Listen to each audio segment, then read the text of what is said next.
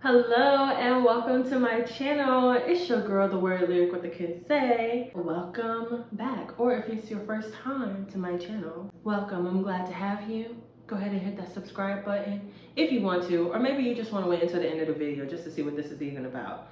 I'm cool with either or. I'm just glad to have you. Thank you. So I don't talk about love very often on my channel. I'm hitting that part to a certain degree. Like when I have somebody, I show it. You know, if I don't have somebody, it's nothing to show. But I just want to be honest. So I am at a place in my life, a very happy place, by the way, a place in which I have decided I don't want to date anybody. I have came to a place where I don't want to entertain anyone that isn't talking marriage. I don't want to entertain anyone that I don't know. Like, I've met a lot of men who want a wife but don't want to take responsibility for her. But they want to keep pulling from her all the stuff that she has to offer. And as a woman who wants love, you continue to give, thinking that it's going to change their mind, that they're going to see your worth, your value, this, that, and the third, and so forth, and then you run off, get married, and have a happy future. Yay, all the hard work paid off. No, it doesn't work that way. I'm learning that if a man does not see you as his wife, if God has not revealed to that man that you are his wife, he's just not going to see you as that. And the ones who try to keep you around and string you along, they obviously not men of God. or they're still in transition. Let's say that. Because it works both ways. I don't know if women, no, I do know. Women do string good men along sometimes, even if they don't want them. But I can't speak for a man on that. I'm pretty sure it happens though. And so I think we can all kind of agree that there's a point in your life when you just decide, like, I'm tired of giving my gifts of glory, you know what I'm saying? Like my charisma, my personality, my love, my time, my affection to people who, one, are scared of commitment, two, don't want to take full responsibility for you, your heart, your emotions, your needs, all of that.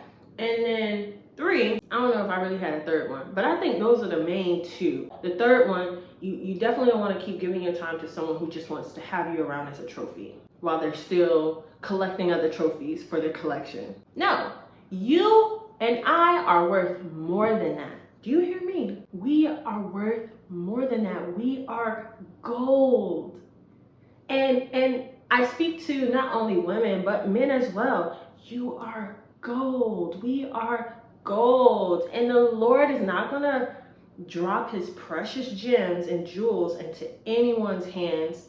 And one thing that I think I can speak on for sure, because I've done this repeatedly, all for the sake of just wanting to be loved and cared for in a way in which I would want to give it. I can speak for myself and probably others when I say that we have to stop trying to make someone the one. We have to stop trying to fantasize someone into being the one. Most of the time we feel when that person ain't the one.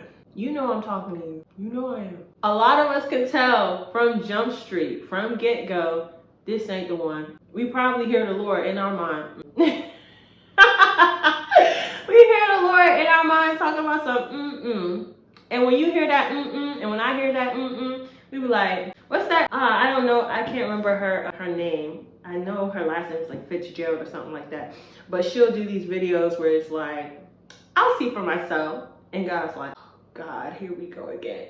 But there comes a time when you're tired of seeing for yourself because you know what it's going to be. Right from Jump Street, you know what it's going to be. And you get tired of putting your love on display just for it to constantly be on display, but never returned, never replenished. And maybe they'll try to substitute replenishment by buying stuff or by doing little things here and there just to keep you satisfied and just to keep you coming back. But it's never the love you need. It's never the love you need. And I am at a very happy place in my life. For once in my life. You know, because I'm a love girl. I'm a love girly. I love and I love to be loved and I love to love. And I'm one of those, I'm all or nothing. So if you ain't trying to marry me, I think we all want to have someone to just instantly see that we're worthy, that we're worth it, that what we have is gold. And we want someone to choose us. Now, I could go spiritually because you know what I'm saying, I'm a God girly too. I'm a Jesus girly. However, I think, yes, we need to obviously, well, okay, so let me separate this. If you are not at a place where you know that God loves you and you can live from that place, then okay, I gotta do a whole nother video for that. But for those who know God loves them, for those who have a relationship with the Lord, and you're just waiting on God to send that person to you or to present that person to you, and you're at a place where you're just tired of giving out yourself, your soul, who you are, your essence to people who might seem interested but aren't ordained for you, congratulations to you. And I will say this too, take your time in the process of getting to that point. It took me some time. I'm 27 now. So it took me some time. It took me some dates, some failed relationships. It took me some time to be okay, one, with myself. It took me some time to enjoy the love that God has for me, to enjoy that and to know that He is enough. But it also took me some time to get to a point where I was tired of making stuff up in my head. And because it was my decision to. It was literally my decision to. I decided, you know what, God? I know I feel this, but He has potential. He has this, he does this, he does. And all the while I'm substituting decoy love for real love. And so I will say there was somebody recently who, I'm not gonna give too much, but there was someone recently who came up to me, you know, asked for my number. I denied him literally 3 times. Saw him again on the 3rd time and I was like, fine. And we've been talking for some time now. I'm not gonna say no names, I'm not gonna say no pictures, I'm not doing none of that because I'm still praying on it, I'm still giving it to the Lord. But we've been talking for some months now. But he's the only guy who has brought up marriage first. In my mind, I'm still like, child, you know, I've been there, done that. I'm not bringing up nothing. If anything, I'm praying more than anything else, like, Lord. Now, when I met him, there was something very unique about him and special about him. But I think because I've been hurt so much, it's kind of like, sometimes when God finally presents the person to you or presents the blessing to you, you don't see it as a blessing yet because you're just like still reminiscing on your past experiences. And I feel like that's what this is. I really do. But he's the first person who's ever brought up marriage and who has brought up intentional plans. And one of the things that he told me, he said this. He was like, when I first met you in the first conversation I had with you, I knew you were different and I knew you were and are like a treasure. Or was it? Because he said a lot of stuff that I'd be like, and he said stuff that I pray about, which is crazy too. But dang it, I forgot what he was saying. Anyways, maybe I don't need to say it right now. Maybe I need to keep living it out. But my whole point is find someone, or not find someone, but wait on the Lord because he's going to present someone that moves with intentionality. That's what sticks out the most to me with this guy, is that he moves with intentionality. Other guys, they have their own intentions, but it's not intentions of being married, of really taking responsibility as a husband for someone.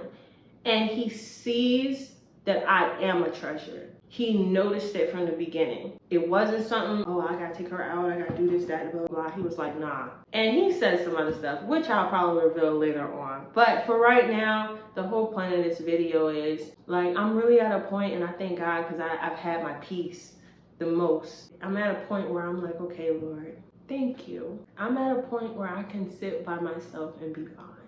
I'm at a point where I can sit with my thoughts and not run away from them.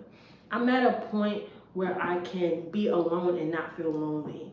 I'm at a point where the Lord is my portion and he's enough. And not saying that I don't want to be married one day and this, that, and the third, and it be godly, divine. But it is to say that my peace is intact and I'm not giving myself in ways in which it takes so much from me while the other person is gaining so much. So if you relate to this video, or if you've ever had a season yourself where you just got to that point where enough was enough, and at this point you just don't mind being alone, put that moment in the comment. Let's bond. All right, I hope you enjoyed this video and see you soon.